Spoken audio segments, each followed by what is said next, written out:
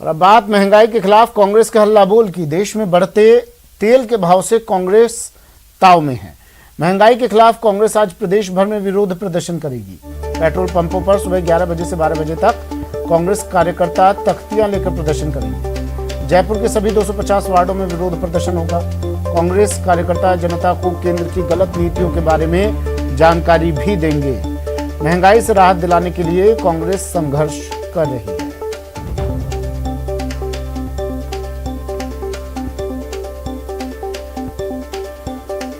महंगाई के खिलाफ आज कांग्रेस पेट्रोल पंपों के बाहर धरना प्रदर्शन करेगी। इसे लेकर परिवहन मंत्री प्रताप सिंह खाचरियावास यूपी के बहाने बीजेपी पर भी तंज कस रहे हैं और कहा कि यूपी में भी बंगाल जैसा हाल होगा।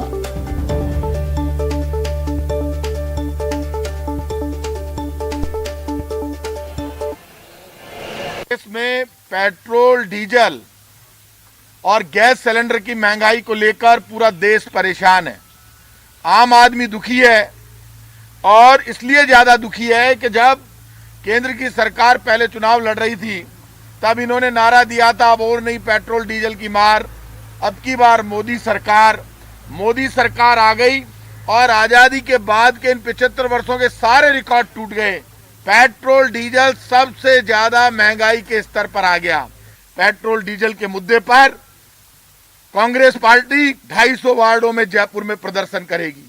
ऑल इंडिया कांग्रेस कमेटी के आह्वान पर पूरे देश में पेट्रोल पंपों के बाहर प्रतीकात्मक कांग्रेस का कार्यकर्ता, विधायक, पार्षद, हम सब कार्यकर्ता 11 बजे से 12 बजे तक तख्तियां लेकर खड़े होंगे। इसलिए बीजेपी अपनी साख खो रही है। लोगों का बीजेपी से विश्वास उठ रहा है। बीजेपी को बड़े मन के साथ, बड़े विश्वास के साथ देश की जनता ने चुना, लेकिन बीजेपी ना तो जनता के वादों पर खरी उतरी, ना लोगों की भावनाओं पर खरी उतरी, ना बीजेपी अपनी कानूनी जिम्मेदारी निभा पाई, ना बीजेपी अपना लोकतांत्रिक कर्तव्य निभा पाई। राजस्थान में तो बीजेपी टोटल फेल है।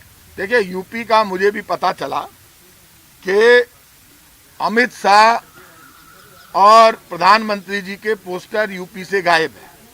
यूपी में भी सब कुछ ठीक नहीं चल रहा है और आपस में वहां बीजेपी में इंटरनल वॉर चल रहा है।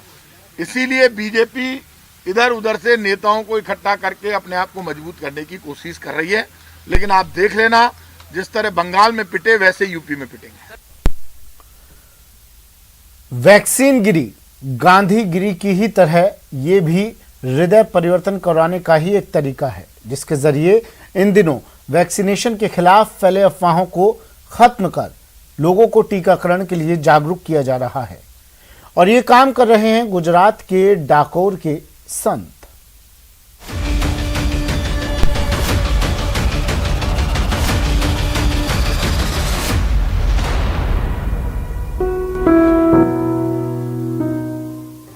टीकाकरण के लिए द्वारे द्वारे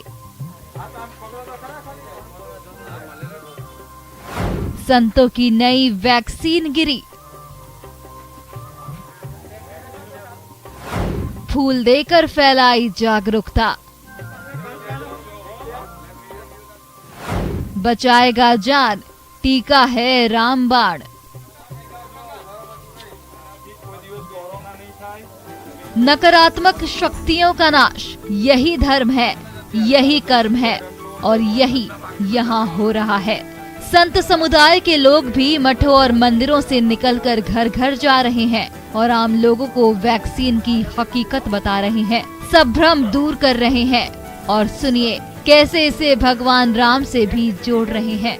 हम लोगों को जागरूक करते हैं कि आप लोग वैक्सीन लीजिए, क्योंकि वैक्सीन अपने जो वैज्ञानिक है, जो डॉक्टर्स है और सरकार ने कटिबद्ध अपने लिए ही ये वैक्सीन की शोध की है, तो अपने सबको टीकाकरण लगाना चाहिए। भगवान राम ने स्वयं बोला है रामचरितमानस में कि ज्ञानी से मुझे विज्ञानी ज़्यादा पसंद है, मुझे अति प्रिय है। तो ये वैज्ञानिक लोग जो है, डॉक्टर्स है, वो लोगों ने अपने लिए ये टीकाकरण की शोध की है, तो सबको अवश्य लेना चाहिए। ऐसे हम आप सबको हाथ जोड़ जोड़ कर प्रयत्न विनती करते हैं। ये तस्वीरें गुजरात के खेड़ा जिले के डाकोर की है, जहां राजा रणछोड़ जी मंदिर के संत अपने इलाके के स्लम बस्तियों में जाकर लोगों से वैक्सीन लगवाने की विनती कर रहे हैं। दरअसल कम पढ़ाई लिखाई की वजह से इस इलाके में टीकाकरण के खिलाफ डर और भ्रम की स्थिति है, जिसे दूर करने के लिए संत समाज ने वैक्सीन गिरी को जरिया बनाया। लोगों को बेहद प्रेम और सम्मान पूर्वक टीकाकरण के लिए प्रेरित किया। टीकाकरण का प्रचार किया है। टीका लगाओ और खुद को बचाओ, परिवार को बचाओ और देश को बचाओ। इसीलिए हम सबको गुलाब का फूल देके जागरूक कर रहे हैं। धर्म का काम है दिशा दिखाना, भ्रम दूर करना, अंधकार को हराना, युग धर्म को निभाना और कोरोना के इस दौर में टीकाकरण के लिए समाज को जगाना ही सबसे बड़ा युग धर्म यही है। Bureau report, news 18 network.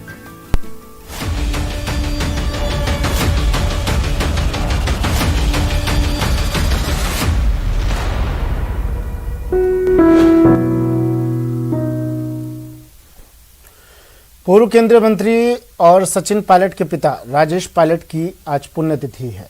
अपने समर्थक विधायकों के साथ सचिन पायलट आज सुबह दौसा के भड़ाना पहुंचे और पिता राजेश पायलट की प्रतिमा पर पुष्प अर्पित कर उन्हें याद किया। वहीं सचिन पायलट ने पिता की पुण्यतिथि पर ट्वीट कर श्रद्धांजलि भी दी। उन्होंने लिखा कि मेरे पूज्य पिताजी स्वर्गीय श्री राजेश पायलट जी की पुण्यतिथि पर उन्हें भावभीनी श्रद्धांजलि अर्पित करता हूँ। किसान, युवा और समाज के प्रत्येक वर्ग के हित और जन कल्याण के प्रति उनके विचार और कार्य सदैव मेरा मार्गदर्शन करते रहेंगे। उनके आदर्शों के प्रति समर्पित रहना ही मेरे जीवन का ध्येय है।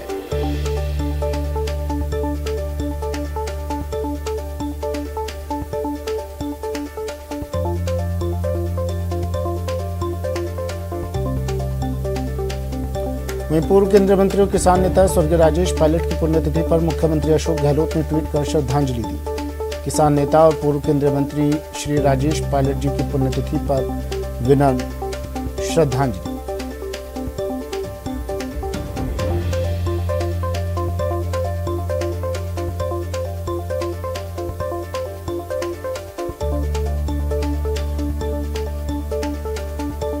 आज 21 साल हो गए उनका स्वर्गवास हुए, लेकिन उन्होंने जो हम सब लोगों को, युवाओं को, किसानों को, प्रदेशवासी, देशवासियों को रास्ता दिखाया था, उस रास्ते पर हम सब चलने की कोशिश कर रहे हैं। और आज बड़े गंभीर परिस्थितियां देश में बन चुकी हैं। ऐसे में हर जगह संकट है, अर्थव्यवस्था हो, किसान वर्ग हो, और मुझे लगता है कि ऐसे समय में उन्होंने जिस प्रकार की राजनीति का परिचय दिया, अपने कामों से, अपने व्यक्तित्व से, उस सब से प्रेरणा लेनी चाहिए। और आज हम सब उनको याद करते हैं। मैं अपनी श्रद्धांजलि देता हूँ। मैं समझता हूँ तमाम लोग राजस्थान और देश भर के आज उनको याद करते हैं। मरुधरा के 12 जिलों में पंचायती राज चुनाव अभी बाकी हैं, लेकिन चुनाव करवाने को लेकर राज्य निर्वाचन आयोग और राज्य सरकार में ठन सकती है। मसला क्या है, आइए बताते हैं।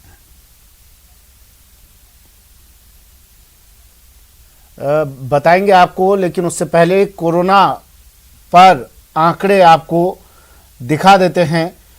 देश में लगातार चौथे दिन 1 लाख से कम केस सामने हैं। 24 घंटे में 3403 संक्रमितों की मौत भी दर्ज की गई है। 24 घंटे में 91,702 नए केस सामने हैं। 24 घंटे में 1,34,580 लोग रिकवर भी हुए हैं। देश में कोरोना के कुल केस 2,92,74,823 है।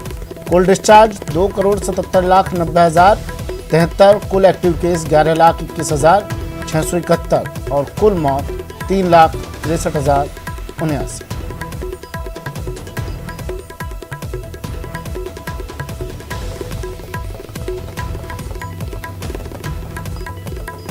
कोरोना के आंकड़े लगातार अब कम होते हुए चौथे दिन लगातार 1 लाख से कम केस देश भर में। पिछले 24 घंटे में 3,403 संक्रमितों की मौत भी दर्ज की गई है। लेकिन अच्छी बात यह है कि इस ग्राफ में अब धीरे धीरे कमी आती जा रही है। रोज इन आंकड़ों में गिरावट दर्ज की जा रही है। 24 घंटे में 91,702 नए केस सामने आए हैं, 1 लाख से कम केस। और पिछले 24 घंटे में 1,34,580 लोग रिकवर भी हुए। रिकवरी का अब ग्राफ बढ़ता जा रहा है और पॉजिटिव केसेस का गिरता जा रहा है। राजस्थान में मरुधरा में क्या कहता है कोरोना का आंकड़ा, वो भी देख लीजिए। पिछले 24 घंटे में यहाँ भी मरुधरा में कोरोना पर ब्रेक लगती दिखाई दे रही है। 538 कोरोना केस सामने आए हैं, 23 मौतें दर्ज की गई हैं। प्रदेश भर में 2268 लोग रिकवर भी हुए हैं। प्रदेश में 10,079 एक्टिव केस।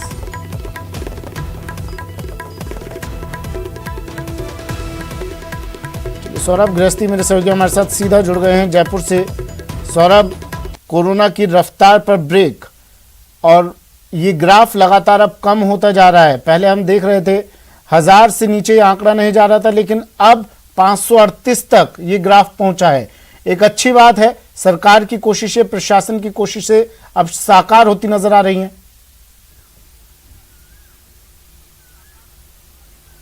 जी बिल्कुल, आपने बिल्कुल सही कहा। राजस्थान में कोरोना बहुत तेज़ी से अब कंट्रोल होता हुआ नज़र आ रहा है। राजधानी जयपुर को छोड़कर प्रदेश के तमाम हिस्सों में कहा जा सकता है कि 90% तक जो है वो कोरोना कंट्रोल में आ चुका है। कई इलाकों में 10 से भी कम मामले जो हैं वो अब आ रहे हैं और कुछ इलाके ऐसे भी हैं जहां पर 0 जो नए मामले सामने आ रहे हैं, यानी उन जिलों में कोरोना काफ़ी हद तक कंट्रोल हो चुका है। राजधानी जयपुर में अभी भी 100 से ज़्यादा मामले सामने आ रहे हैं जो चिंता पैदा करते हैं। और जिस प्रकार से ये बात सामने आई कि जो डेल्टा वेरिएंट था उसके कारण से राजस्थान में जो जिस प्रकार से संक्रमण बहुत तेज़ी से फैला और कई लोगों की मौत भी हुई है। लेकिन अब अच्छी बात यह है कि जिस प्रकार की सख्ती और लोगों की जागरूकता थी उसके कारण से राजस्थान में कोरोना काफ़ी हद तक कंट्रोल में आ चुका है। और यही कारण है कि अब जाकर राज्य सरकार ने भी वैक्सीनेशन को बहुत रफ्तार जो है वो दे दी है। राजधानी जयपुर में आज करीब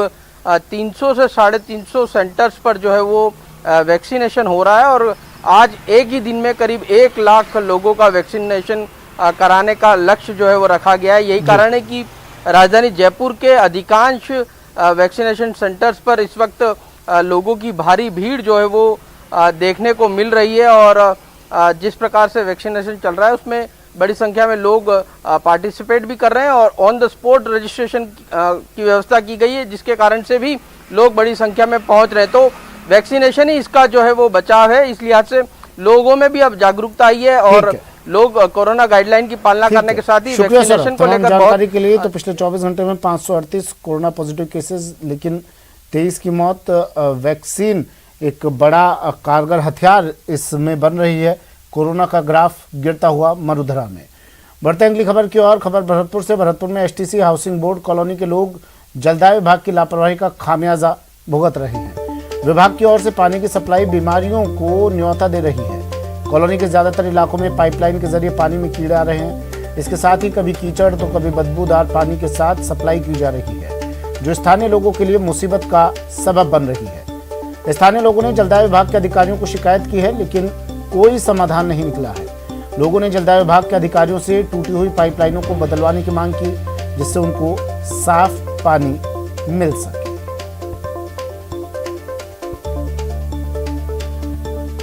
जलदाय विभाग के कर्मचारी आते हैं, लेकिन अधिकारी बिल्कुल आंख मुदे हुए बैठे हैं और बिल्कुल इसकी तरफ ध्यान नहीं दे रहे।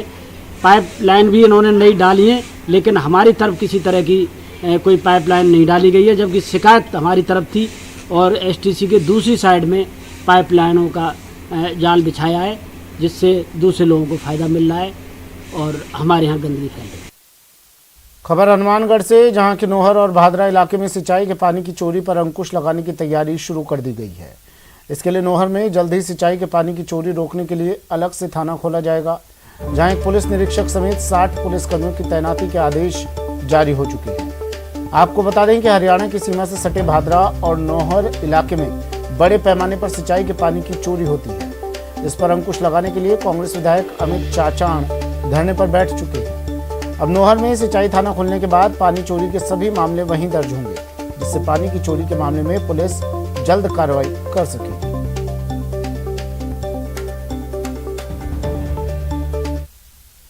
बजट में माननीय मुख्यमंत्री द्वारा ये घोषणा की गई थी कि नोहर में एक पानी चोरी का थाना खोला जा रहा है, जो 6 स्तर का होगा। और इस थाना क्षेत्र में नौर विधानसभा और ये भादरा विधानसभा जो दोनों का क्षेत्र है, उसमें जितने भी पानी चोरी के जो प्रकरण दर्ज होंगे उस थाने में होंगे और उनका जुडिक्शन भी इन दोनों विधानसभा का रहेगा। धन्यवाद देता हूँ हमारे लोकप्रिय मुख्यमंत्री अशोक जी गहलोत को कि उन्होंने बजट घोषणा में नए थाने खोलने की घोषणा की और उसकी स्वीकृति भी आ गई है। यह थाना जो पुराना सिंचाई कॉलोनी है, जहाँ पुराना जो पहले DTO ऑफिस चला करता था, उसमें खोला जाएगा और 60 पदों की उन्होंने स्वीकृति दी है। इसमें 1 CI रैंक है, 5 SI, 6 ASI, 20 हेड कांस्टेबल सहित 60 पदों की स्वीकृति मिली है। अनावश्यक रूप से लोग जो चोरी करते हैं, पानी चोरी रोकने के लिए एक थाना वहाँ मंजूर हुआ है। इससे काफ़ी वहाँ के किसानों को, नौर बाजरा किसानों को काफ़ी फायदा मिलेगा। जो जिनको जिसकी पानी की जिसकी रिक्वायरमेंट है, ज़रूरत है, उसको ज़रूरत को पूरा मिलेगा। और अब बात वसुंधरा जन रसोई की, जो कोरोना की दूसरी लहर के दौरान जरूरतमंदों के लिए वरदान साबित हुई है।